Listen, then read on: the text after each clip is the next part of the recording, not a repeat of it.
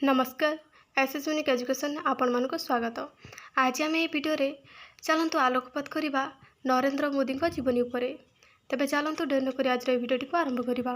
नरेंद्र मोदी गुजरातर मेहसाना जिलार भटनगर नामक एक सहर रे मध्यमित परिवार रे जन्मग्रहण करथिले।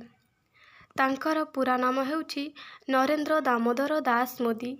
से 1950 मसीहा सेप्टेम्बर मास 17 तारिख रे जन्मग्रहण करथिले।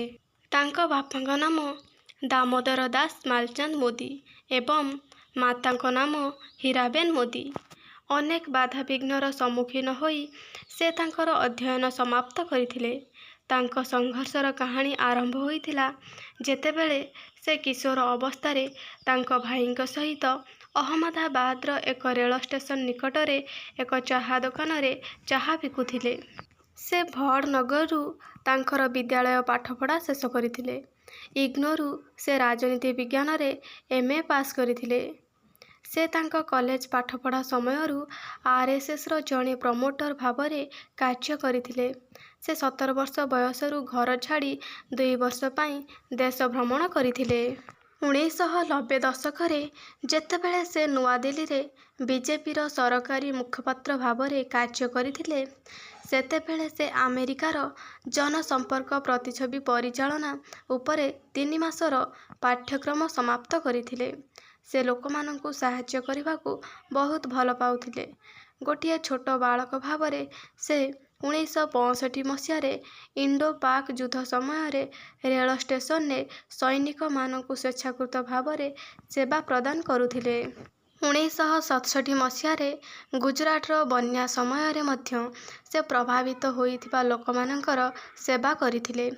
गुजरातर राज्य सड़क परिवहन निगमर कर्मचारी कैंटीन ने से काम आरंभ करथिले।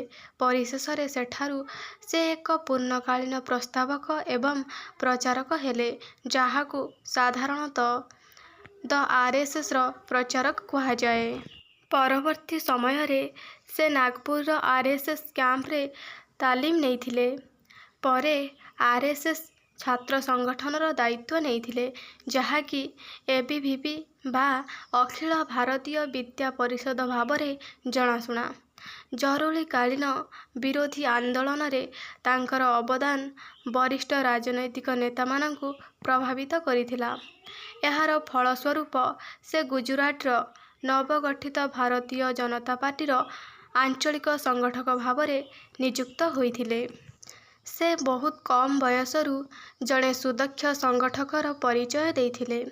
से आरएसएस रो प्रचारक ठारू आरंभ करी गुजरातर मुख्यमंत्री और वर्तमान देशर प्रधानमंत्री पर्यंत तांकर एही यात्रा खूब सफल रहिछि। से आम देशर सबुठारू लोकप्रिय नेता।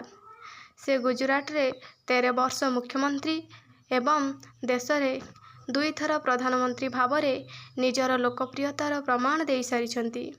आशा करुछि एही भिडियोटी आपण मानकु भल लागिथिबो। तेबे भिडियोटी को लाइक एवं शेयर कर देबे। चैनल रे नुआ थिले चैनल को सब्सक्राइब करिकि ऑल नोटिफिकेशन को ऑन कर देबे। धन्यवाद।